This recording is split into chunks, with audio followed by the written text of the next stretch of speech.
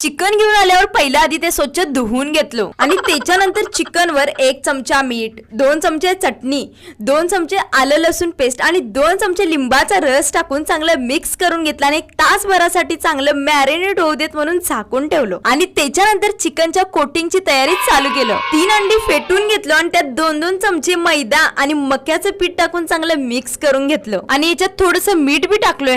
हे एक कोटिंग बनवून झाल्यावर दुसरं कोटिंग बनवायची तयारी चालू केली। 1 वाटीभर मैदा, 2 चमचे मक्याचं पीठ, 2 चमचे चटणी आणि अर्धा चमचा मिरी पूड आणि मीठ टाकून चांगलं मिक्स करून घेतलं आणि त्याच्यानंतर 1 वाटीभर कॉर्नफ्लेक्स चांगलं बारीक करून टाकलो आणि चिकनला कोटिंग करायला सुरुवात केलो। पहिला आधी हे असं सुक्क कोटिंग करून घेतलो आणि मग वल्ल कोटिंग केलो आणि परत एकदा असं सुक्क कोटिंग करून ठेवलो आणि असं सगळ्या चिकनचं कोटिंग झाल्यावर चिकन तळायला सुरुवात केलो आणि पटापट सगळं चिकन असं मस्त तळून घेतलो। सेम टू सेम KFC सारखं